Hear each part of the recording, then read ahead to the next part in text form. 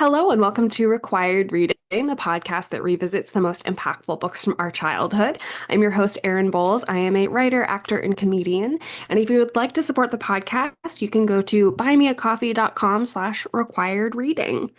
Our guest today is Lena Kouyoumdjian.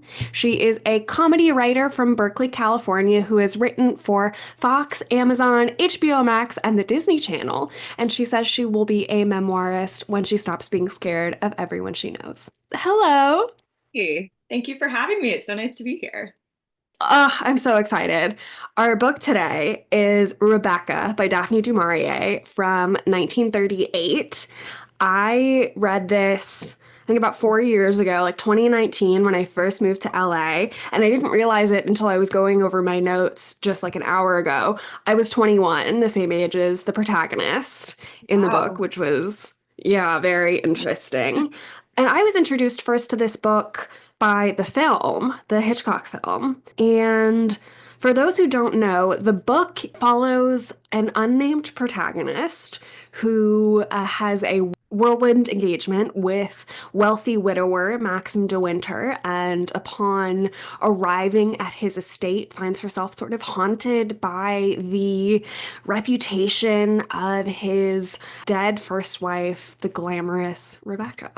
The book is from 1938. Bad year, rough year. Some good things that happened.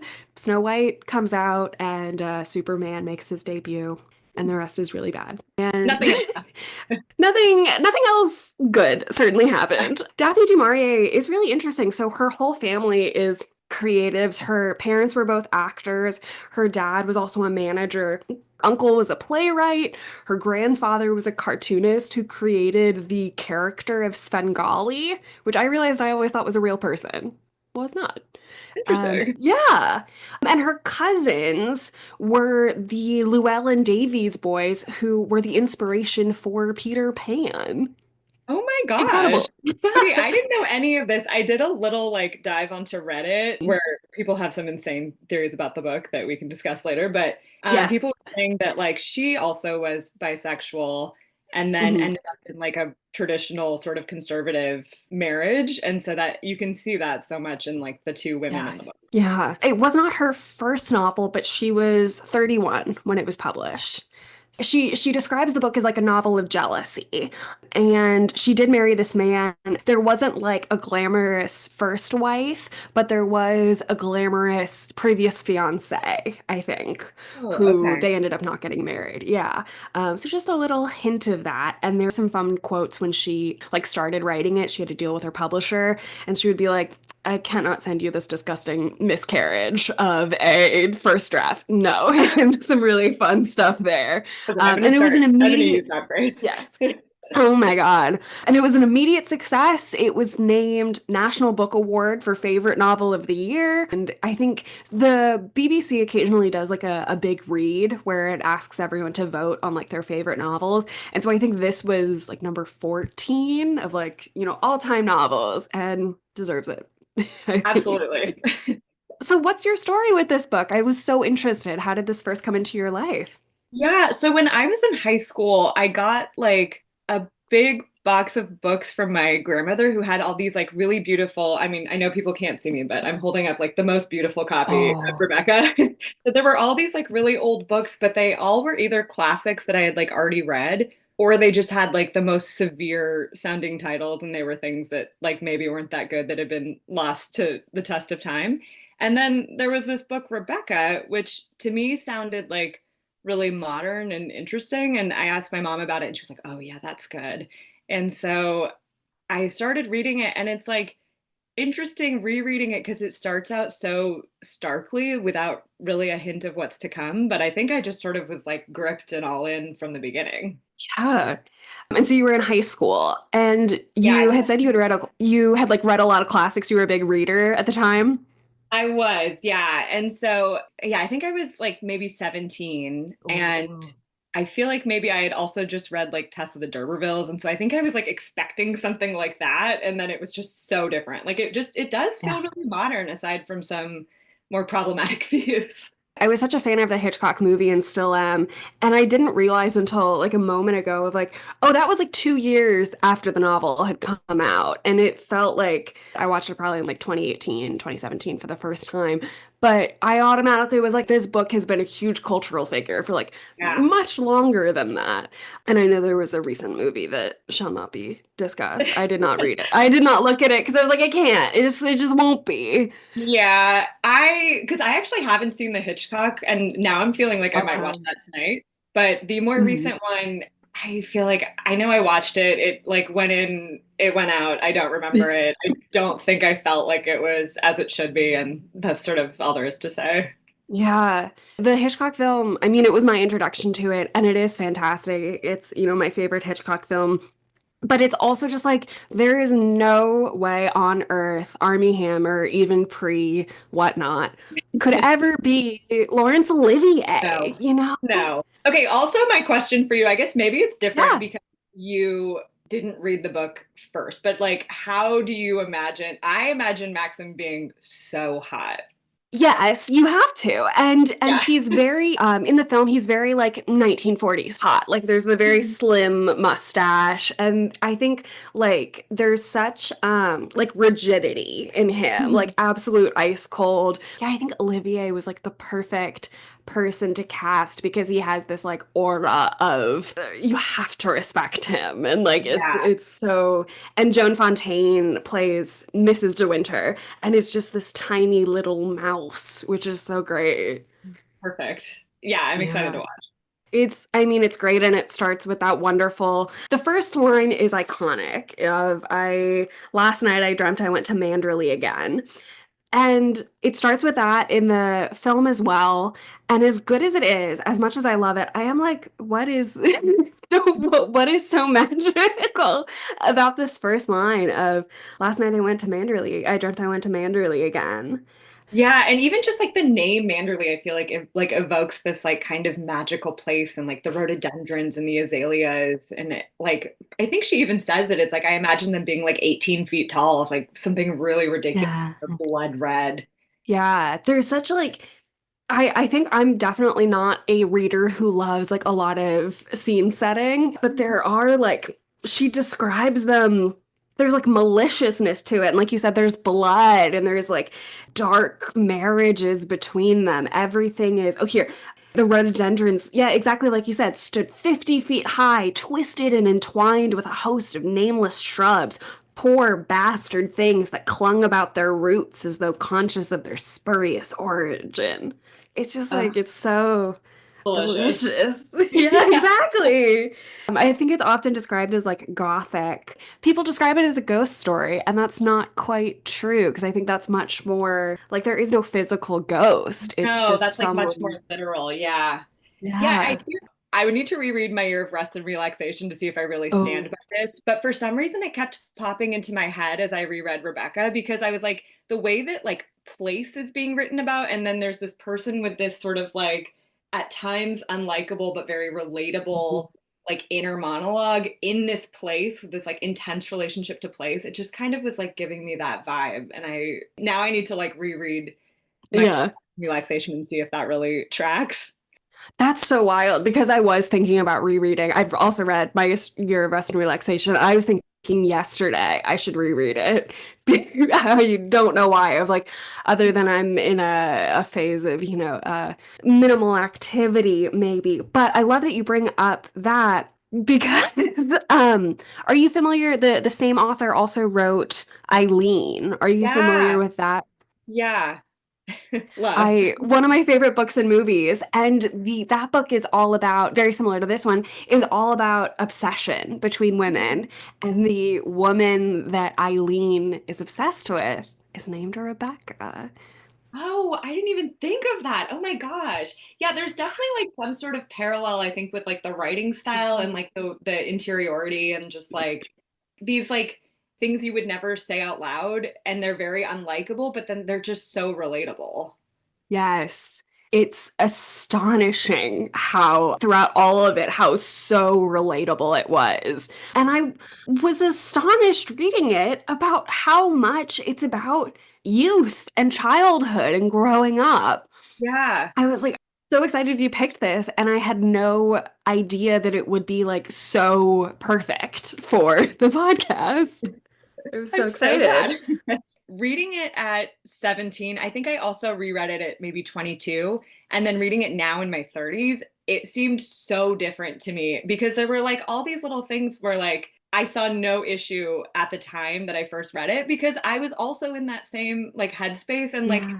now in my 30s like the little things like kind of like creeping around because you don't want the staff to see you like when she takes I think 8 crumpets and goes out and eats them in the woods. And like, that is so relatable. And like, as an adult woman, I'm like, if I'm staying in someone's house, I'm like, no, I'm not going to go secretly eat something. But I have the urge and I have the thought. And Yeah. like, when you are that age, it's like, it would never occur to her to be like, we're going to fire Mrs. Danvers. You know what I mean? Yes. Oh my gosh. So for those who haven't read it, Mrs. Danvers is the lead housekeeper who is what bothers me so much about like film history and myself is Mrs. Danvers is played to absolute perfection. And for the life of me, I can never remember the actress's name, but I'm looking it up right now because she deserves it. But she is this extremely severe intense woman, Judith Anderson. Must we all remember Judith Anderson? Write it down. But Mrs. Danvers is like clinging to the remembrance of Rebecca. It is always like, this is what Mrs. De Winter did. And Mrs. Danvers also was like with Rebecca when she was a child, has been her caretaker all of this time. And is just like one of the best literary characters ever. She's 100%. incredible. And there are these fantastic scenes where she corners our character and is just like vibrating with intensity. And I think you mentioned this of like, there's a lot of ways to read these relationships. There's a lot of like, it's like a queer tome, certainly.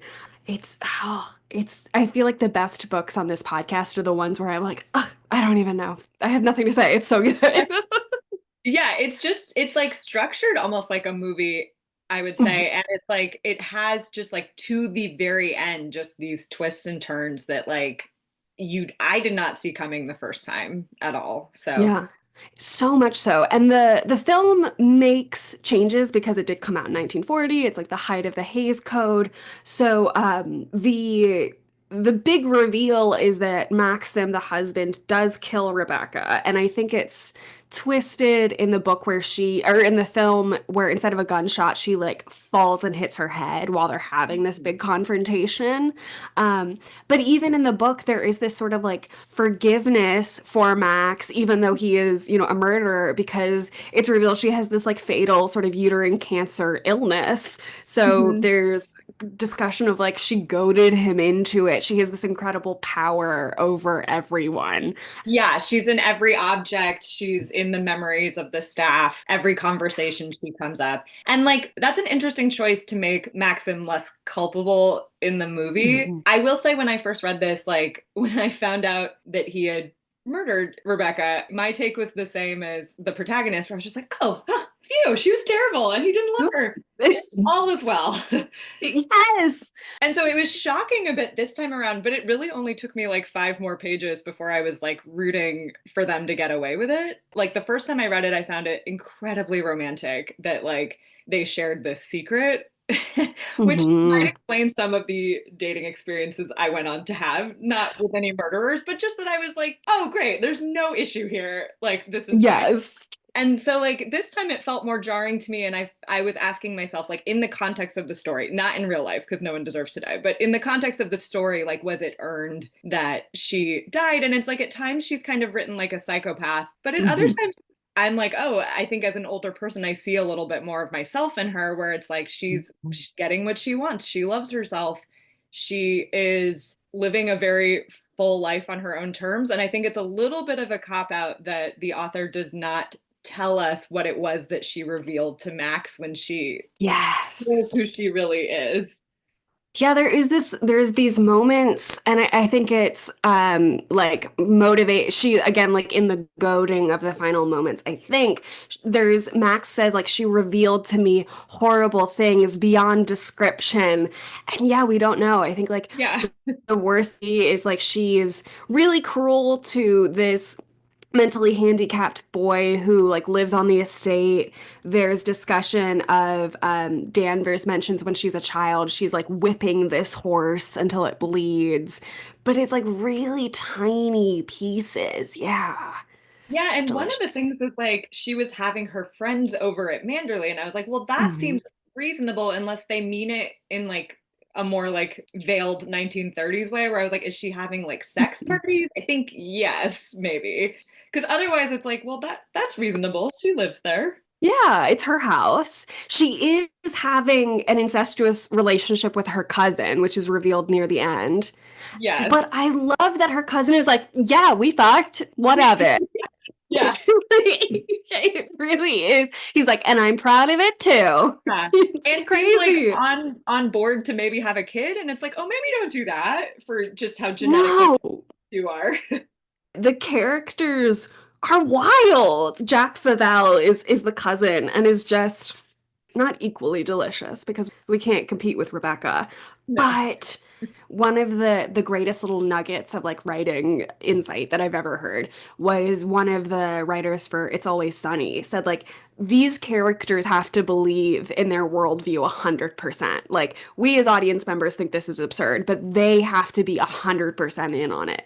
And all Mhm. of these characters are so 100% in on whatever they are. It's Yeah, fantastic. absolutely. I think like especially like the way like Mrs. Danvers will sort of like be in and out of her like professional role and then like have Yeah. these like moments of like it's doing things that are like insane, like telling the protagonist to jump out the window. It's like, but she's like Yes. 100% in that. Yeah, and there's when she gets to Manderley, Max sort of has told Mrs. Danvers, I don't remember which one it is, but like we're living in the East Wing now. We've never lived there. We always live in the West Wing, but we're living in the East Wing now. And the second Mrs. De Winter finds herself in Rebecca's room in the old wing of the house, and Mrs. Danvers comes in and is like, "If I knew you wanted to be here, we could have been here every day. Let me show you her hairbrushes. Let me show you this. Let me show Yeah. you that. Here's her final outfit and her nightgown." And there's such an incredible, like, she's suddenly like just bursting forth of like, let me tell you, I've been waiting. And it's only been like a year. Yeah. Yeah. Yeah. And the nightgown still smells like Rebecca. Yes. She's like, we Yeah, could have been there's, in here sniffing her things the whole time. oh my God, Danny, if that's all it took. Yeah. Yeah. And the writing is so sensual. Like you Mhm. smell everything. You are so deeply rooted in the narrator's perspective. I noticed especially in the first half maybe she'll go into these sections of daydreaming where she's like, I think one of the big ones that struck me is when she and Maxim get engaged, and she's like, and the maitre d would bring us a bottle of champagne, and then Maxim would stand up, and then everyone would cheer, and then Maxim is like, obviously we won't have a big wedding, you don't need that, obviously we're fine, Yeah. you know. Like youth is such a huge part of this novel, and so like there's so many times where Maxim is like, I'm old enough to be your father, but there's not a lot of difference sometimes between a husband and a father. Ugh. But like so telling, yeah. Yeah. Yeah, no, I had a tough time reading it this time around with like how much he loves the childlike qualities in her and like how kind of icky it is that he's like, oh, something has been lost and I'll never get it back. And it's Yeah. like, yeah, the things that he hates about Rebecca, it's like not all of them are really all that forgivable. It feels like he hates that Mhm. she's an adult woman and Yeah. he picks this like child to be his next partner and wants to keep her that way and like also really does not hold her hand or help her at all as she makes this transition Mhm. into this new place. It's like I think Yeah. maybe a tour of Manderley would have been nice so she Yeah. knows where she's going. Something that happened a lot that that hurt me so much for her is they have this dog named Jasper who's very, very affectionate to the protagonist. And there are all these refrains of like, he treats me like how I treat this dog, of just like a little pat on the head, and that's it. Yeah. And like those moments that really bring them together where they're really intimate are like he'll finally say, I murdered my wife. And the line is something like, and we kissed like lovers who had never kissed before or something. Oh It's yeah, that got him sexy. Yeah. all horned up, talking, finally confessing. And I think that's why like the novel is so well structured because it's like there is this distance between them and it is Rebecca. And when he can finally say what happened, then suddenly it's like, oh, distance is gone. We're making out furiously in the library. Yeah. Yeah. There's a point where you're like, Is this the first time you guys have been intimate? Like, it's hard to tell. I was wondering that too because it's like they were asking her like Beatrice, the sister's asking like, could you be pregnant? And she's like, no, definitely not. Mhm. And I'm like, oh, maybe they haven't slept together, Yeah. which is also, Yeah. he never even said I love you until after the confession. Like Yeah. that's insane.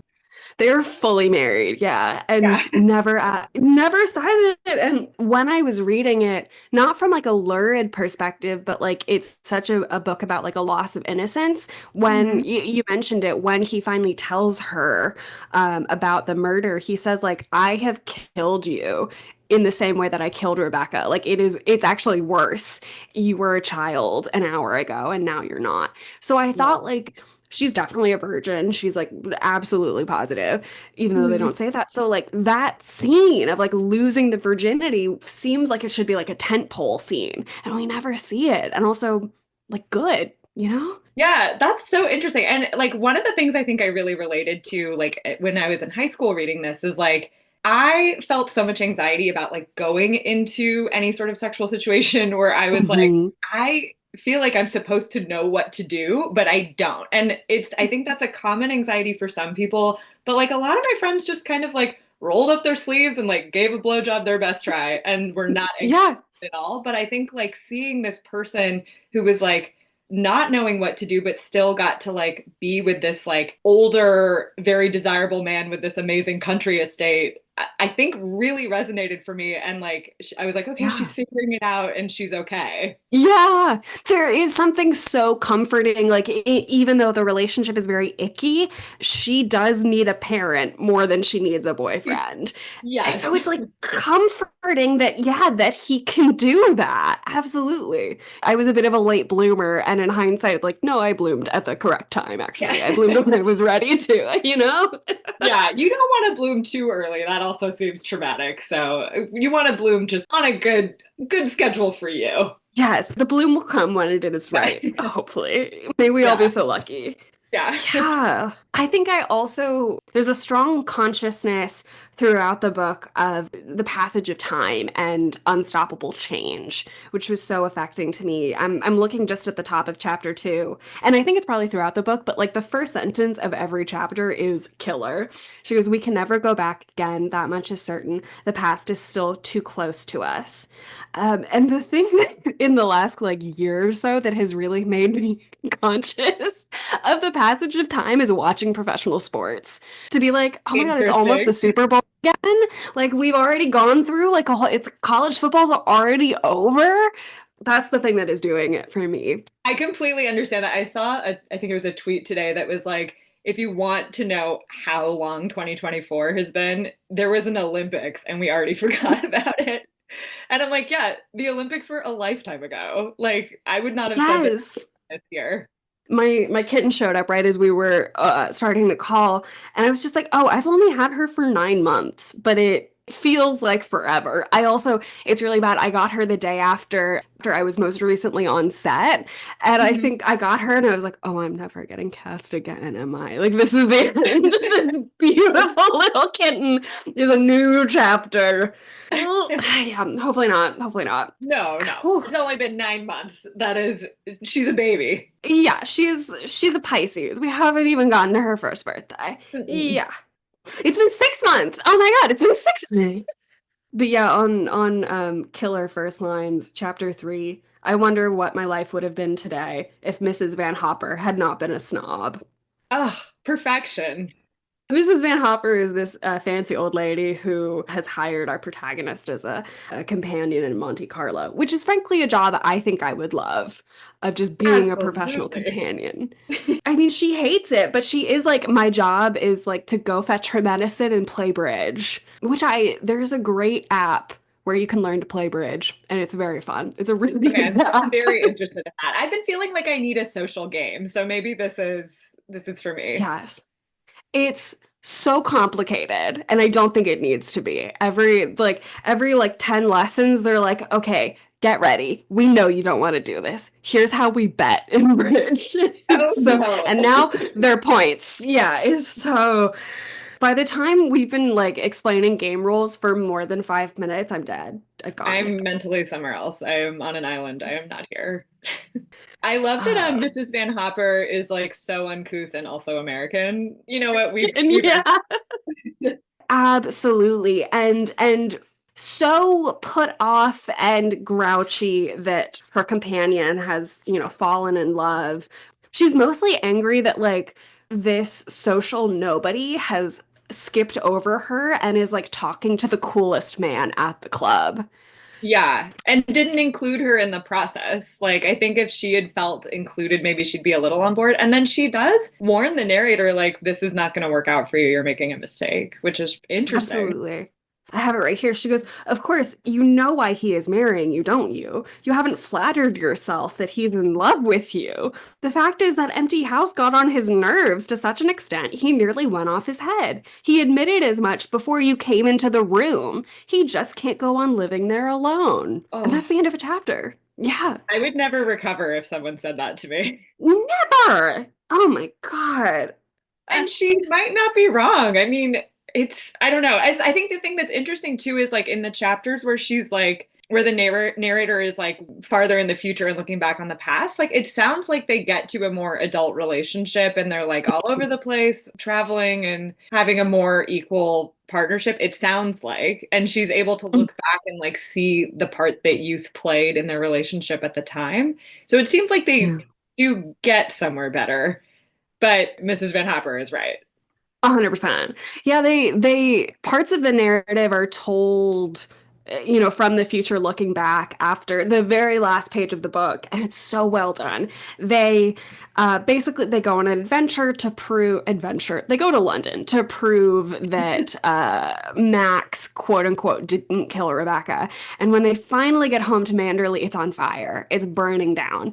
And I notice they never say Manderley is on fire. They say like the sky is too bright for 2 a.m. And in the last sentence, she's like, and there were ashes everywhere, but never says this is on fire.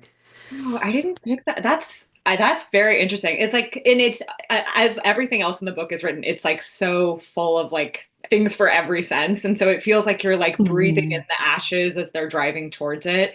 For some reason, I remembered that they said who had set the fire, or like I remembered it Yes. for some reason. Maybe that's like something that was in the most recent movie. I can't remember, but it's like I didn't remember also that Mrs. Danvers had left. That's so interesting. Yeah. Who do you think set the fire? It's Danvers, right? Yes, that's how I read it. Yeah. Absolutely. Yeah, because how can Manderley, even though it's Maxim's family property, how can Manderley survive without Rebecca? And now her memory is gone. She's fully been replaced. There's that fantastic moment, I think, after Maxim does the reveal, where Mrs. Danvers, or maybe it's one of the other servants, says something like, well, Mrs. De Winter always did this. And she goes, I'm Mrs. De Winter now. Yeah. Oh, I love that so much. So much. Oh, it's delicious. Finally does it. Yeah. Side note, the most unhinged thing I saw on Reddit was someone has a brilliant theory. I wish I could give them credit that Mrs. Danvers killed the original Rebecca when she was a baby and then changelinged her own baby in and raised that child and raised her to be a psychopath. I love that. I don't know if I don't think I buy into it. But something that I didn't catch until like the very beginning of this read is that Mrs. Danvers, the name, implies she was married. Yeah, I always wondered about that. Yeah. maybe she wasn't, and she just put that on. Just like as a woman in the 30s, I think it just makes life easier, probably, Mhm. to tend to be married. But yeah, I read a novel maybe in like 2021 that's called Rebecca's Tale, which is like, I think beforehand, it's like I don't remember any of it. So, like, obviously not going to be as good as this at all. Yeah. But I like, Annie is such a character I want to know more about. Yeah. Yeah. And then she calls her Danny. I Yeah. know. And it's so sweet. And it's just like, I have a hard time, like, I think because the novel is so well told from the narrator's perspective, I have a hard time, like, then doing this, like, pivot to the sweet relationship that Rebecca Hmm. and Danny share and, like, imagining what that might be like. And then it's like her interacting with Favel is interesting as well because it's like they're so different and it's like she doesn't even really Hmm. like him, but they're like teammates because they're the only two people sort of like carrying this torch for Rebecca.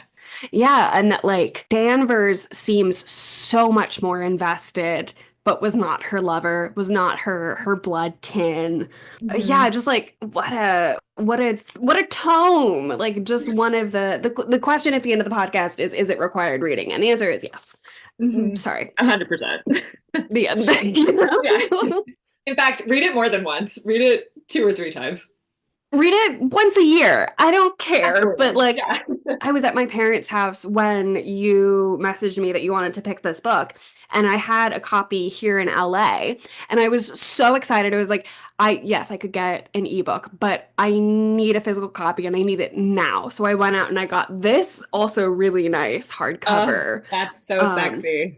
I know, but I was at the store. I called ahead because I always do used books. So I went to Wonder Book. I called, do you have it? They said, yes, we have a couple copies. And I went and they had a cover that had the movie poster on it. And I was so excited. It was very clear if I touched it, it would fall apart. So I did Yeah. not buy it. But it's gorgeous. Yeah. Oh, that sounds stunning. And it was like really, the film is in black and white, but the photo was like so colorful. It was gorgeous. Although the poster, at least that is on Letterboxd and like the most popular poster, Joan Fontaine does not look like that. I don't know whose face is on that poster. Maybe it's Rebecca, but it does not look like Joan Fontaine. That's rude. I know, especially like A Joan little bit. Fontaine is a huge actress, but Yeah. oh well. Yeah, reading this, I just feel like I feel so ready to write like a scholarly English class essay because I have so many quotes ready about youth, you know? I Hmm. was too young. That was the trouble. I was stricken into shame and endured one of the frequent agonies of youth. And like youth is such an indignity. I wished I was older. Yeah, and I think it's just like it's written in a way that's like really universal, I think, of just like wishing you had a little more savvy and I think there's such a contrast. It's like the way that she like when she's sitting at Rebecca's desk, it's like she keeps highlighting like Rebecca was so sure of herself. She knew what to do. She had people to correspond with and like everything. And I think it's like her youth, everything for the narrator. She is unsure. She doesn't know what to do and she's hating herself for it. Yes. There's such a perfect like demonstration of this. At some point, Rebecca, or telling, the second Mrs. De Winter is in, I think, Rebecca's office, and there's like a little Cupid figurine that she accidentally knocks off a shelf and it shatters. And so she's freaking out. She hides the shards in a waste paper basket. There's a detail where Mrs. Danvers goes through the trash cans every night before emptying them to make sure nothing good gets thrown away. And so the statue is missing. They start to blame one of the young groomsmen who's just like a kid. And she finally comes out and is like, no, I did it and I hit it and it's me. And everyone's like, it's no big deal. Like, but it's so childish. I know I did that. I know for a Yeah. fact I did that. One time when I was home by myself, when I was, I don't know, in middle school, I was playing with fire and I lit a tiny bit of the carpet on fire. And I think I was just like, yeah, weird. I don't know what happened there. Something spontaneously happened without my input at all. My mom is like a strict, passionate recycler. And so she will do that when I'm home. And I'm like, it makes me be like, I'm going to take my trash home because I can't have you going through it. It's just, and it's like, that is just such a thing of like, Danvers has like complete control, is like always watching. And I think it's like also strange to me, like, the narrator never throws her under the bus. She doesn't say like Mrs. Danvers like picked this costume for me and told me to do it. Like she never Yes. goes to Maxim and is like, this woman is terrorizing me. Yeah. And I think even Maxim at some point is like, we could get rid of her, man. You mentioned that it just never occurs to her. But I'm so glad you brought up the dress scene because it's stunning. When they come home to Manderley, she has to do the rounds. I love everything about like posh British society and all of the rules. I think it's so funny. So first off, not naming the protagonist. I think when I saw the movie, I was like, this is the most brilliant thing a writer can do. I didn't know you could do this.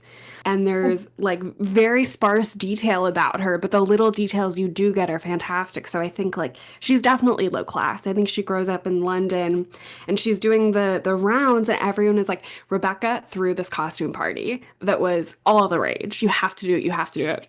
She finally agrees. Danvers is like finally on her side and says like, here, I have the perfect costume. And turns out at like the biggest moment in the party, or the party is about to start, she comes down, she's so excited, and Maxim is horrified because this was Rebecca's costume and she looks exactly like her. And it ruins the whole party, and she's freaking out and she's crying and sobbing, and it's the biggest betrayal in the world is about this costume party. Delicious. And it is so brutal. Like it is just, and Mm. then she sees Mrs. Danvers in the hallway and there's like pure evil on her face and triumph. It's so painful. And it's like she has to go. She was so excited. And it's like you can see this like sliding doors moment of like if she had just Mhm. worn something else, she would have had a wonderful time. Also, really impressed that all these people who like are written as being in their 40s stay up dancing until 5 a.m. Like, wow, impressive. It's just, it is so devastating. And she never names Mrs. Danvers as being the Okay. source.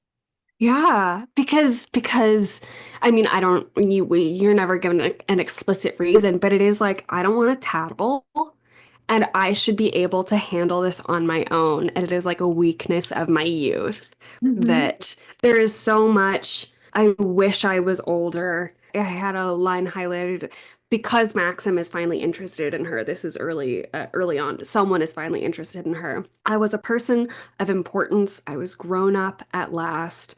That girl who was tortured by shyness would stand outside the sitting room door, twisting a handkerchief in her hands, while from within came that babble of confused chatter so unnerving to the intruder. She had gone with the wind that afternoon. She was a poor creature, and I thought of her with scorn, if I considered her at all. And she's Wow. not gone with the wind. She's there. She Yeah. cannot be read. Yeah. I think You she go. perceives Mrs. Danvers as being like, I think just like higher status than she is. So it's like I don't think you would go name somebody that you perceive to be like as your superior. Absolutely. And there's some moment she is introduced to all of the staff, and I think she like drops a glove, and it is the worst thing she's ever done. She's freaked out about it, and what degradation lay in being young. Mm. My heart really breaks for her too that she's like wearing Rebecca's raincoat and like they didn't get her any new clothes. And it's like she should not be reaching in the pocket and finding Rebecca's old handkerchief. Like she should have her own raincoat. Yeah, there's she really is, and every time I think about it more, the more I believe Mrs. Van Hopper and like he just needed a wife and you were near and you were Mhm. young enough to take the morsels that you were given, which I think is so typical of like your first relationships. She just has to be slotted in immediately and she's haunted by all of these things. And something beautiful in the book and the film is that Rebecca's signature alone, this big swooping R, has is a character unto itself, and she pulls out that handkerchief, and there's that R. Oof. Yeah. Yeah, the writing and like that she calls him Max, but it's like, yeah, the handwriting keeps coming up. It's like it almost feels like it's its own character. Yeah, like you said, it is that self-assurance. It's that belief, even from the smallest detail, you can see that this is a person who is so Mhm. sure of herself. Yeah. What do we think of Yeah. the character Frank? For some reason, this reading, I was like really interested in him. Yeah. So Frank is like Maxim's business assistant, best friend. And yeah, in reading it this time, when the law starts to sniff around Max and starts to think that he committed murder because Rebecca's body shows up. When she dies, she like is lost at sea. A body washes up. They say it's her. A year later, the day after the fancy dress party, Rebecca's real body shows up and there's an inquest. And in these sequences, there's so much of like Colonel Julian, who functions as the detective, noticed like Max looked at Frank and Frank looked at Max and I looked at Frank and then Colonel Julian noticed that I looked at Frank and Frank looked at it. It's all of this stuff and there's this real detachment between Max and Rebecca and his relationship also with his new wife that made me in this reading think Max and Frank are lovers. Ooh, I could see I don't that. know. Yeah. I don't like I would never bet on it. But yeah, that struck me this time because they're so close. And there's a Yeah. little hint of something between Frank and the new wife. There's sort of I think Favell at some point is like, "Oh, Frank, you tried, getting with Rebecca and it didn't work out." Oh. Yeah. What do you make of it? Well, I wasn't sure because I think this time around, like the first time I took it for granted that like this man was just so devoted to Maxim. And like it is shocking, like when it's revealed that it's like, oh, Frank knows. And it's like he has kept Yes. this secret and it seems like he is willing to go to any lengths. And Mhm. like hearing you say it now, I'm like, yeah, I could see Frank being in love with Maxim or them being in love with each other because that does feel like the closest, most real relationship. Yeah. The most honest relationship. And to a degree, maybe it's his position as like the Lord of Manderley, but it's like everybody seems to make these allowances. And I thought it was really interesting at the end that Maxim even says, like, well, Colonel Julian knows, he definitely knows. Yes. But like everybody was doing everything that they could except for the one man who made the boat to like Yeah. make sure that Max got away with it. And it's like Yeah. that's just status and position, which like that's a tale as old as time. And Frank also was like the person that the narrator seemed to like joke around with and be much more open with. And like she's asking him Yeah. questions that like she really should be asking her husband. Like, what was up with Rebecca? Like I just thought it was like, oh, he ended up being this like very important character that I just like kind of overlooked the Mhm. first time. Yeah, and I have no memory of him in the movie. I'm sure he's like peripherally there, but there's this really interesting during those sequences where the narrator is like, Frank knows. Maxim doesn't know that Frank knows. And Maxim doesn't want Frank to know because he like doesn't want him to have this perception of him. I think that's something interesting of like Maxim for all his coldness, like there's some really interesting scenes where Maxim becomes the child and the wife becomes the parent. And that's when she Mhm. like really steps into herself and is like really ready. Like by the end, when they talk about sort of the current present day parts of their life, she is the caretaker and he is really frail. I loved that there are all these moments where she's like, I am not who I was 10 minutes ago. One of the few moments where she's talking from the present day, she's talking about like leaving their hotel room. And she goes, like, here I say, we have lived, we have been happy, this has been ours. We leave something of ourselves. We can never be quite the same again. I have aged. I am not she who left him 5 minutes ago. She has stayed behind. I am another woman, older, more mature. And sometimes that's like, girl, that's really dramatic. But also Yeah. that's what time feels like sometimes, especially when you're Yeah. so young and like coming to grips with getting older. Yeah. Absolutely. And I think also when you're like living through something that's like big and dramatic, it does start to feel Hmm. like time is divided into before and after. And I think like she does this like brilliant job. It like gave me chills of like writing about doing the mundane things that you do every day Hmm. on this like really insane day where they're like the day that they're getting ready to like in the morning to drive to London and basically like find out if Maxim is going to get away with this or be like Yeah. death. And it's like she's talking about like taking a bath, and it's like suddenly these things have all this meaning. And it's like it does slow down time and make things feel different when you're like living through some sort of heightened event versus just like a random day that you'll forget about. And I think that's Yeah. executed really well here. Yeah, she, like you said, because they're about to go see if Maxim is guilty or not, she's really bracing for impact. So there are all these moments of like, this might be the last time that we like have breakfast together. And I think that also, like, when I was reading the first half of it, I think I was really aware of like, she is telling her own story to herself as it is happening. And it's like impeding her ability to sort of be present and live in the moment. And yet I think that was really like, I think I am still constantly unlearning, but repeating to myself, like, this is how I will remember these things as I am living them rather than living them. Yeah. Yeah. Yeah. That is, I think, such like a writer brain thing to do, to be like writing while you're doing it. And it does take you out of like what's actually happening. I think that's a really good point. You mentioned in your bio becoming a memoirist, and there are like every little event is so much bigger the less you have lived, you know, it's a larger percentage. But yeah, I've started the first page of my memoir several times. I'm not going to write a full one, but I do have that first page. Hell yeah. Um, when he proposes, she says, "Do you mean you want a secretary or something?" And he says, "No, I'm asking you to marry me, you little fool." Ugh. Yeah, he says a lot of things like that that are just like he calls her like a fool or an idiot, I think a bunch of Hmm. times.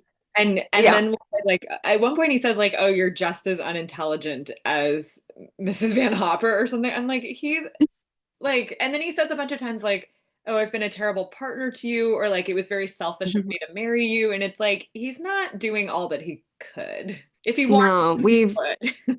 if he wanted to, he would. Yeah, Yeah. there's even like the next page, he says like it's a pity you have to grow up. He is really very forthright about I want a child bride. Yeah, it's pretty gross. And it's like, yeah, I think it's like there, it sounds like there were things about Rebecca that were legitimately, as we said earlier, there were things that were Mhm. legitimately awful. And then it seems like there were things he just didn't like an adult woman, maybe.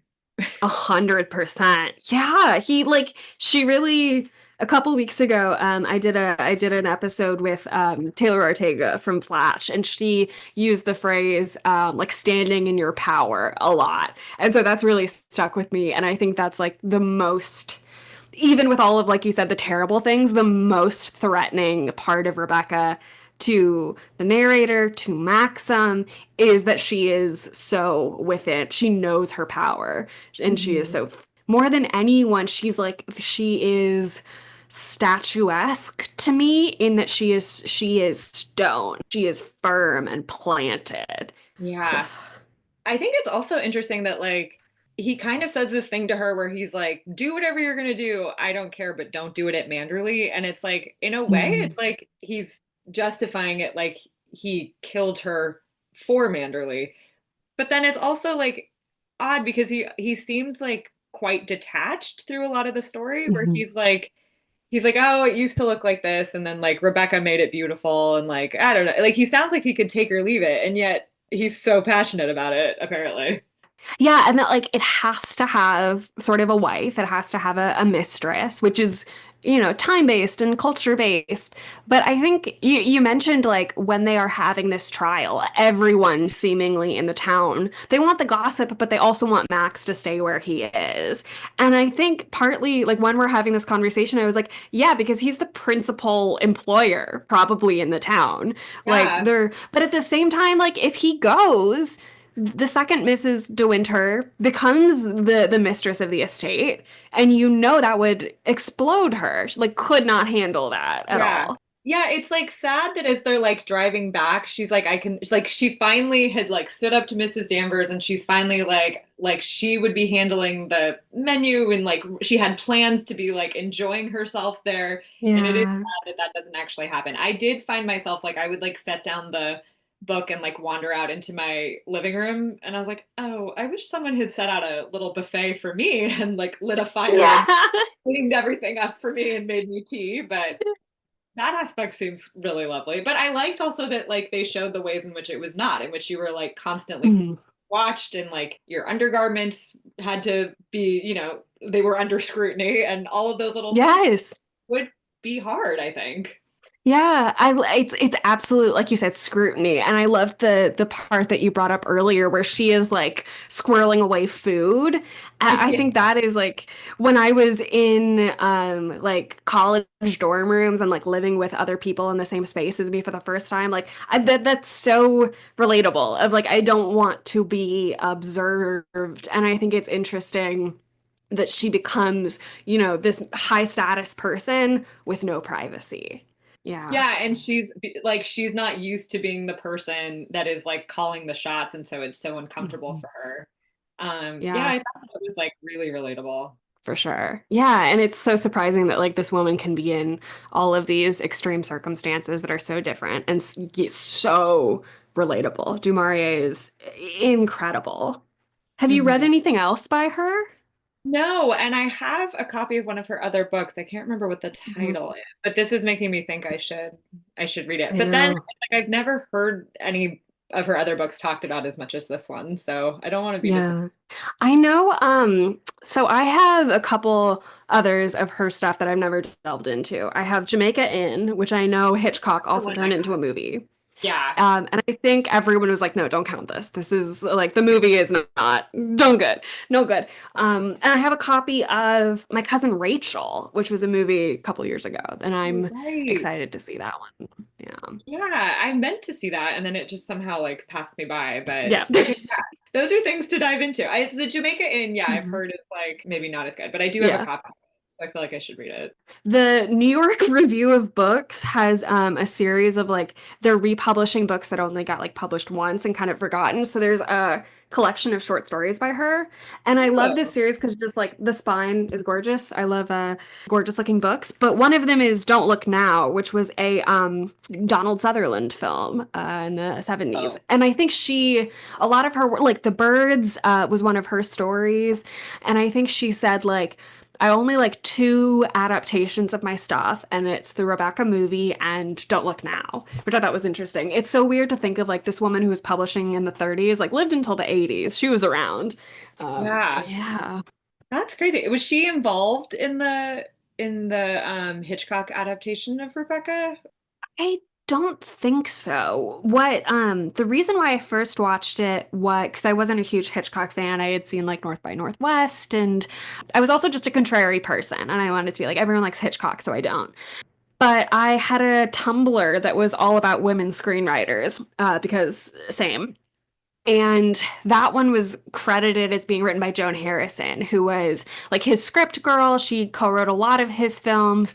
There's some concerns about maybe their relationship or like maybe she wasn't great towards other women. But that's why I watched it for the first time because it just had a woman writer. And Yeah. I mean, here we are now. What a so good. Yeah. Wait, does your Tumblr still exist? Because I didn't know that he even had someone else helping him. I mean, I haven't touched it in years, but yeah, I think it was like womenscreenwriters.tumblr.com. But that was humiliating because Harmony Korine, who did Spring Breakers, I thought was a woman as well. Oh, that's understandable. Because there's a character in Buffy named Harmony. That's where I first saw the name, and she's a Yeah, I girl. think it reads as more feminine sounding. So I think I can see how you got there. You should make the Tumblr into like a coffee table book and then just have it like you can page through Oh, it. that's true. Because that was one of my favorite things to be like, that was written by a woman. Did you know? Shrek was co-directed by a woman. I did not know. I used to have a live journal and then yeah, I had it set to private and only like four people read it. And so it was just like a lot of like high school gossip and things that like my like two best friends would find funny. And then years later, I was like Googling the name of someone else that we went to high school with because I was like, oh, what are they up to now? And my own live journal came up, no longer private. I had to go through great lengths to get it deleted and removed from the internet because it was using a Hotmail email address that I had made when I was like 13. It was horrible.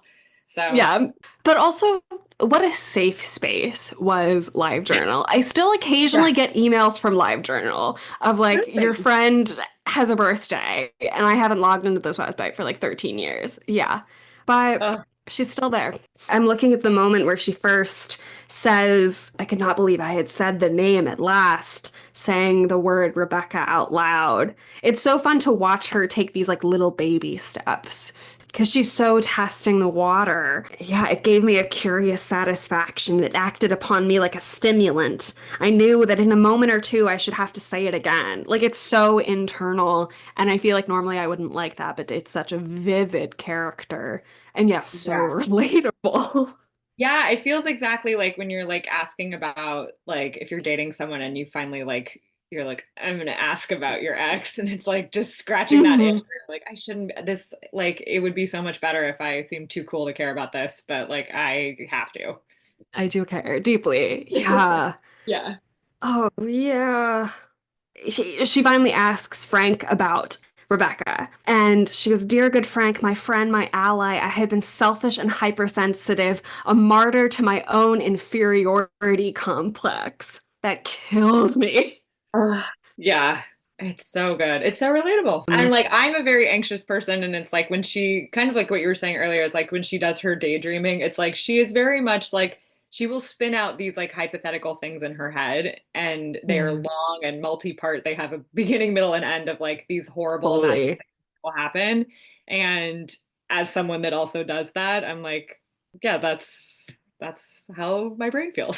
That's how it works. Yeah, she and Maxim, their like courtship is going on these long drives in Monte Carlo, and she is checked out during all of them. She's just like Mhm. so excited that she has been chosen. That's very much how I experienced like my first relationships. But there's also this sense of she's like, this was so high school to me of like deliberating of like, can I reach my hand out to hold his hand? Like, and spending like a full hour trying to debate how to do this. It's, yeah, so Yeah. relatable. Meanwhile, like Maxim is probably thinking about lunch. Fully, fully. Maxim is like, do we have to collect the rents? Yeah. Something so simple. Yeah. Yeah. Oh, I wish he would not always treat me as a child, rather spoilt, rather irresponsible, someone to be petted from time to time when the mood came upon him, but more often forgotten, more often patted on the shoulder and told to run away and play.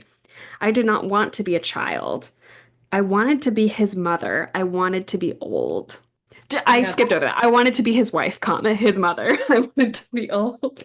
The mother thing is like interesting because the thought of being like my husband's mother, I'm like, I don't want that at all. Gross. But she And wants maybe it. it's, yeah, she wants it. Maybe it's partly because we don't know. You know, his mom, she's not there. They go to grandma's house like once. But yeah, like I know my boyfriend's mom, and every time I'm like, "Oh, she does this thing I'm doing. It's disgusting. I have to stop. I hate it." You Yeah, know? yeah, I don't want to be mother. No, no, no. Disgusting. Yeah. Yeah.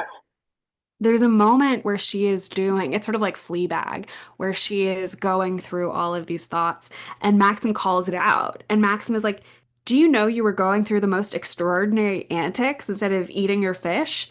First, you listened as though you heard the telephone, and then your lips moved, and you threw half a glance at me, and you shook your head and smiled and shrugged your shoulders, all in about a second. Are you practicing your appearance for the fancy dress ball?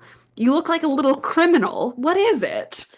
Yeah, she was so fully in it that she was like fully acting it out. Which I do, and I hate I that. But yeah. absolutely have done that. Yeah. I think also like one thing I was left with is like do we think that they didn't go back to like the part that's in the future? Are they not at Mhm. Manderley because it like fully burned to a crisp and there's nothing left? Or do you think it was like a choice where they're like, we're leaving that in the past, we're not going to live there anymore? Oh, I think I assumed Manderley was gone.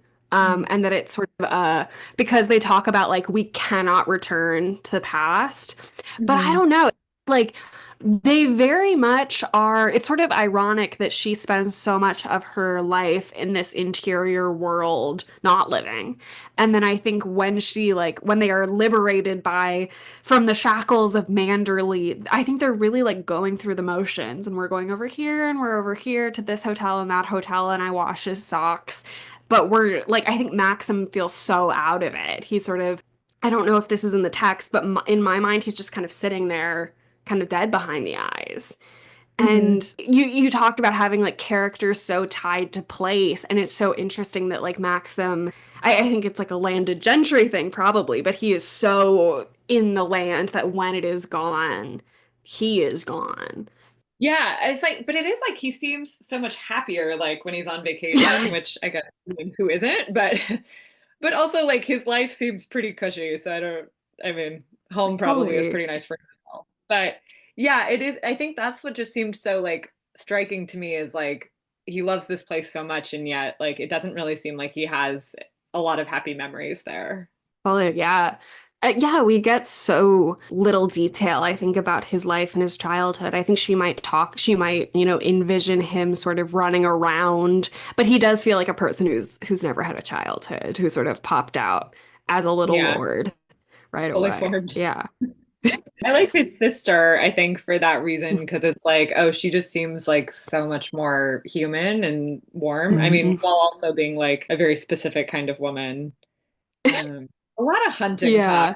Let's just leave those poor animals alone.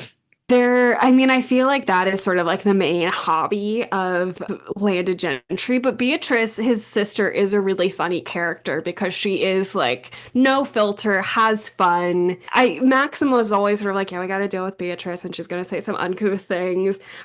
But like you said, like she and her husband are having a blast at the Yeah. costume party. Yeah. She's like in silks and dancing and just kind of going Yeah. wild.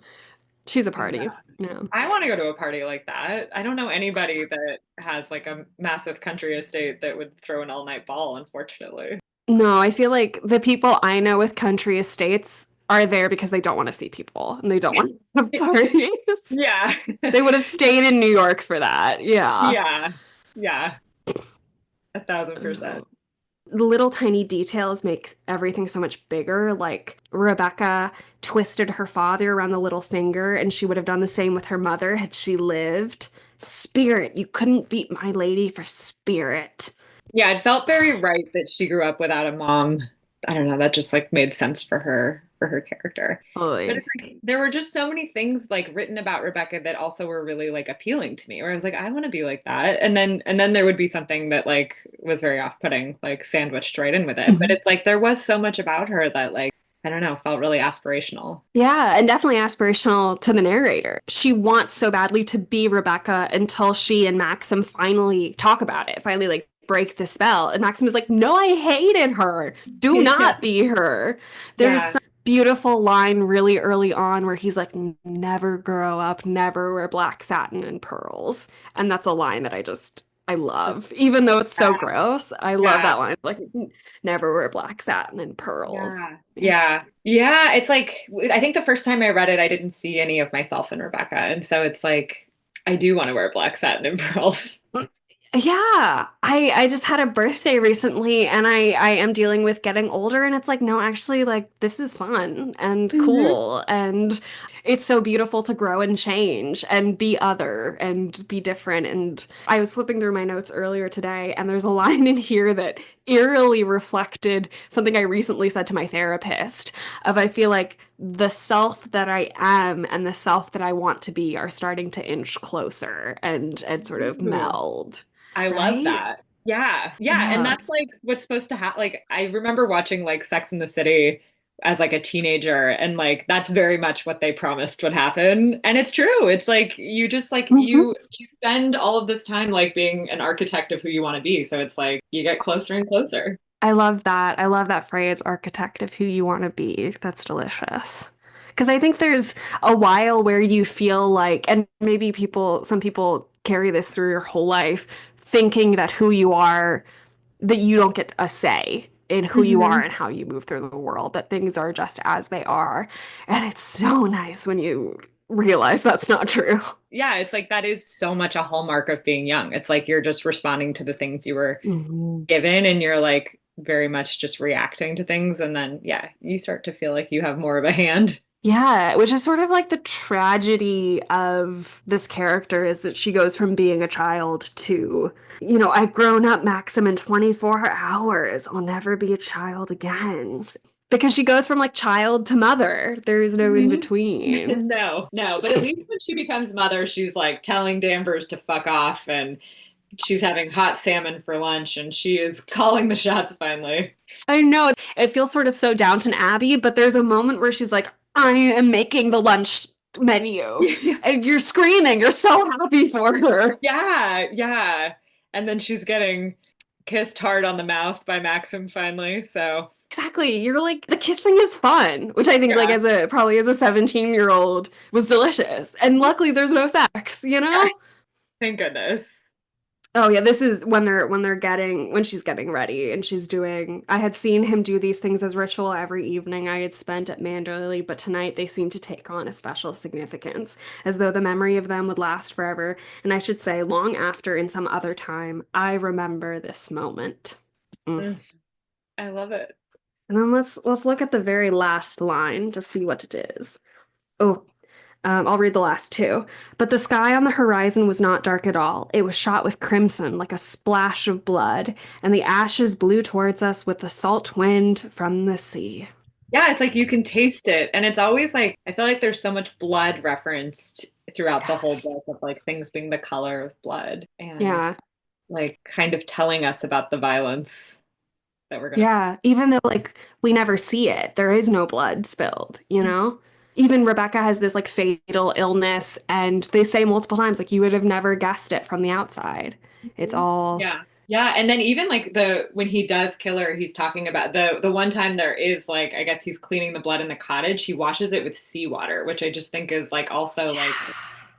just like a really nice detail of like and it's salty and then now it's like they're breathing in the salt wind. It's like Yeah. salted blood. Yeah. And there's like the wing that they're living in now like looks over the rhododendrons, but Rebecca's old room looks over the sea. So when Danvers opens that window and is like encouraging her to leap out, it's all about the waves and like you can't even hear the sound of the sea from the other wing of the house, but it's all you can hear in this one. It's so good. Oh, so good. Would you consider it required reading? I absolutely would consider it required reading. Yes. Yes. I don't know about like in high school. I don't think like in a curriculum, probably, unless it's like about writing, but everyone should read this book. Yes. Yes. Yeah, I don't think it's like something we want like young women aspiring to, but a fantastic book. And I was really relieved. Like I loved it just as much this time as I I did the know. first. Yeah, that's such a scary thing when revisiting a favorite Yeah. book. It is like I spend a lot of time on book talk, and for all of the like Otessa Moshfegh fans and all of the like yucky gross girls, who I am one, and I love those books, there's not enough love for this book on there, and they would eat it up. They would devour it. Yeah. Yeah. I feel like it probably goes in cycles of like having a Oh, moment and for then sure. so Yeah. it'll. It's 86 years old maybe, and it's never gone out of print. Wow. It earned it. It earned it, like just so. I love when a book is good. What can I Yeah. say? Yeah. It's just so satisfying. I like Mm, flew through the second half of it. It was just like one of those things where I was like I couldn't put it down. really, it is like it is a definition of like psychological suspense and thriller. Mhm. Even though describing the events, it is like, no, this is a lady in a house making lunch menus, but it's so much more than that. Yeah. Yeah, and one thing, like, because a lot of times I get really irritated when people try to like make suspense just by withholding information. But I do think this is like one time where it works because like it doesn't feel like the information's being withheld because she's going on this journey and learning pieces of it in real time. So I think it Yeah. works here. So well, absolutely. Absolutely. Well, that's all I have. Is there anything that you know you wanted to touch on or talk about that we haven't covered? I don't think so. I feel like this was like we really like we covered a lot. Mm. Yes. I find I keep putting my hand on the back of the book like I'm swearing myself in or something, which yeah, I would. Yeah. When you become president, you can pick whatever you want to swear on. Is that real? Yeah, I think so. I think I'm probably making this up, but I think Thomas Jefferson like might have been sworn in on a Quran. I feel like that's not true. That's fascinating. Okay. I have to put this in because because it's always on my mind. Thomas Jefferson, when he was an old man, was trying to impress a young woman. So he jumps over a fence and he like doesn't do it well and he falls and he breaks his ankle. And I think that's hilarious. Oh my God. That's incredible. That is an amazing, amazing little piece of information. That's so embarrassing. I know. Heck that man. Ugh, but where would you like to, do you have anything to plug? Where would you like to be found, if at all? Yeah, I have a Substack where I write essays, and I would love for more people to read it who are not related to me. So I'm putting that into the universe. Awesome. Perfect. All right. Well, Yay, well, thank you this so was so much. fun. Yeah, thank you for Oh my having God, I me. loved it. Yeah.